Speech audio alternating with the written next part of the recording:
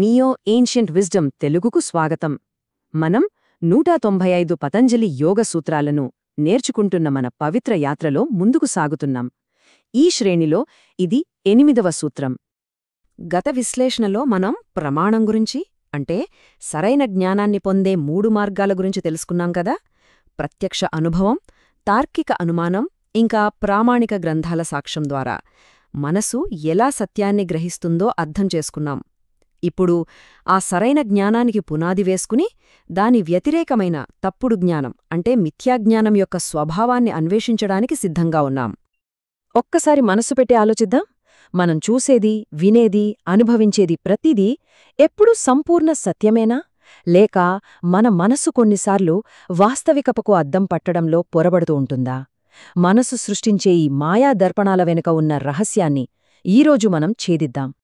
యోగశాస్త్రంలో ఈ మానసిక ప్రక్రియను విపర్యయం అని అంటారు.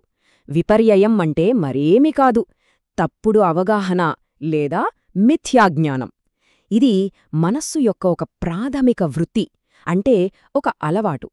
ఇక్కడ మనం వస్తువులను గాని పరిస్థితులను గాని అవి ఉన్నవి ఉన్నట్లుగా కాకుండా వేరే విధంగా చూస్తాము. ఈ తప్పుడు గ్రహింపే తరచుగా మన గందరగోళానికి, మన దుఃఖానికి మూల కారణమవుతుంది. ఈ క్లిష్టమైన మానసిక ప్రక్రియను అర్థం చేసుకోవడానికి మహర్షి పతంజలి మనకొక దివ్యమైన తాళం చెవిని అందించారు. అదే యోగసూత్రాలలో 8వ సూత్రం.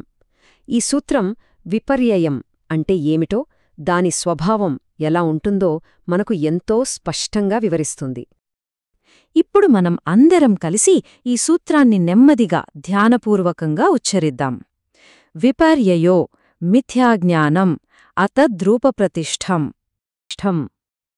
ఈ సూత్రంలోని ప్రతి పదం యొక్క లోతైన అర్థాన్ని ఇప్పుడు మనం పరిశీలిద్దాం.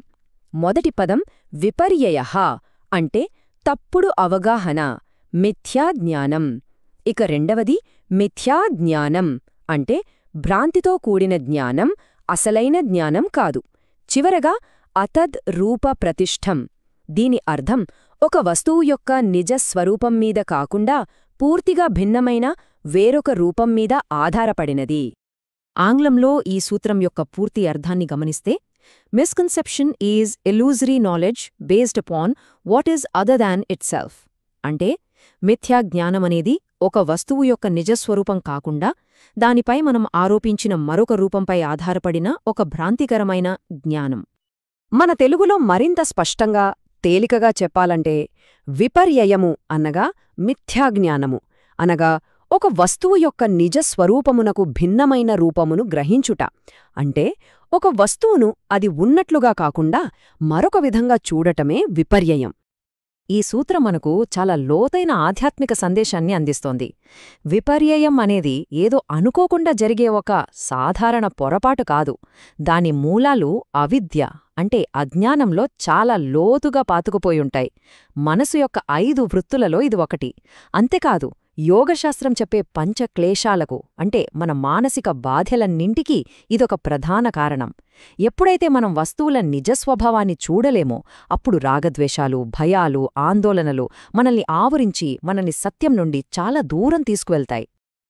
ఈ విపర్యయం అనే సంక్లిష్టమైన భావనను ఇంకాస్త తేలికగా మనసుకు హత్తుకునేలా అర్థం చేసుకోవడానికి వేదాంతంలో తరతరాలుగా చెప్పబడుతున్న ఒక ప్రసిద్ధమైన కథను విందాం.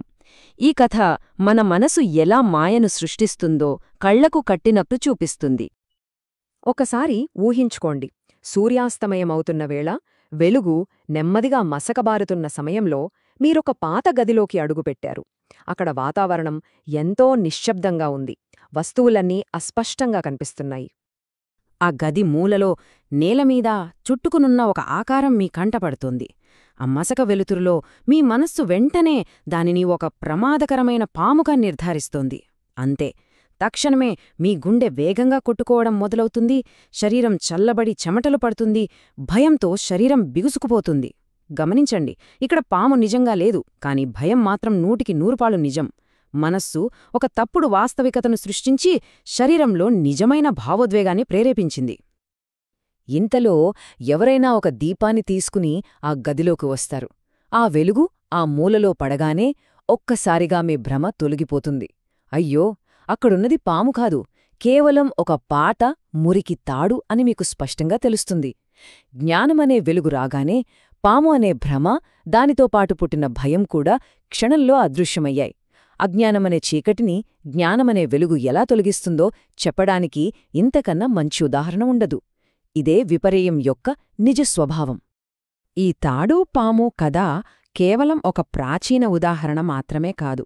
ఒక్కసారి ఆలోచిస్తే ఈ సూత్రం మన ఆధునిక జీవితంలోని ప్రతి క్షణానికి, ప్రతి సంబంధానికి వర్తిస్తుంది.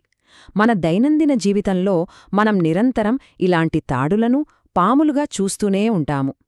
ఉదాహరణకు, ఎవరైనా మన సందేశానికి వెంటనే సమాధానం ఇవ్వలేదనుకోండి, వెంటనే మనసు వారు మనల్ని పట్టించుకోవడం లేదు లేదా మనపై కోపంగా ఉన్నారు అని ఒక కథను అల్లేస్తుంది.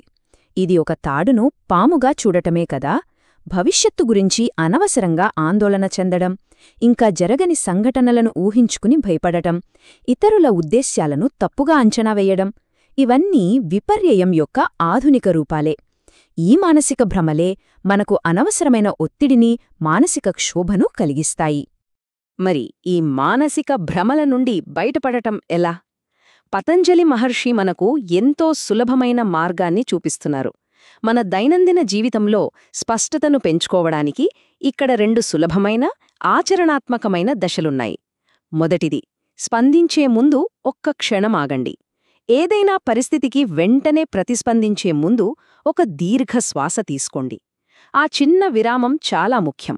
రెండవది, ఇంకేది నిజమై ఉండవచ్చు అని మనల్ని మనం నెమ్మదిగా ప్రశ్నించుకుందాం.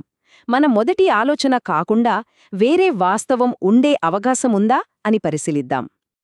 ఒక్క విషయం గుర్తుంచుకుందాం. నిజమైన గ్రహణశక్తి అంటే కొత్తగా ఏదో చూడటం కాదు, అదే విషయాన్ని కొత్త, స్పష్టమైన కళ్లతో చూడటం. మన దృష్టికోణాన్ని మార్చుకున్నప్పుడు భ్రమ అనే పొగమంచు తొలగిపోయి సత్యం సూర్యుడిలా ప్రకాశిస్తుంది. ఇదే సూత్రం 1.8 మనకు అందించే స్వస్థపరిచే జ్ఞానం. ఈ విశ్లేషణ ముగించే ముందు మనందరం కలిసి ఒక చిన్న ఆత్మపరిశీలన చేసుకుందాం. రాబోయే ఈ వారంలో మన జీవితంలోని ఏదైనా ఒక చిన్న పరిస్థితిలో ఈ తాడుపాము ఉదాహరణను గుర్తుచేసుకుని అజ్ఞానమనే చీకటిలోకి జ్ఞానమనే వెలుగును తీసుకురావడానికి మనమెలా ప్రయత్నించగలం? మీ ఆలోచనను వ్యాఖ్యల విభాగంలో పంచుకోగలరు. ఈ జ్ఞానయాత్ర మీకు స్ఫూర్తినిచ్చినట్లయితే దయచేసి ఈ విశ్లేషణను ఇతరులతో పంచుకుని మా ఛానల్కు సబ్స్క్రైబ్ చేసుకోండి. పతంజలి యోగసూత్రాలపై మా పూర్తి శ్రేణిని చూసి మీ అభ్యాసాన్ని మరింత లోతుగా కొనసాగించగలరు. తదుపరి విశ్లేషణలో మనం మనస్సు యొక్క మరొక ముఖ్యమైన వృత్తి అయిన వికల్ప గురించి తెలుసుకోబోతున్నాం. వికల్ప అంటే కల్పన లేదా ఊహ. దాని స్వభావమేమిటి? అది మనల్ని ఎలా ప్రభావితం చేస్తుంది? ఈ ఆసక్తికరమైన అంశాన్ని తెలుసుకోవడానికి మాతో కలిసి ఉండండి. మీ అంతర్గత శాంతి కోసం నియో ఏన్షియంట్ విజ్డమ్ తెలుగు ప్రేమతో సృష్టించిన ఈ పవిత్ర స్థలంలో మీ అందరి జీవితంలో ఎల్లప్పుడూ స్పష్టత, శాంతి వెల్లివిరియాలని మనసారా ఆశీర్వదిస్తున్నాను. ఓం శాంతి శాంతి శాంతిః.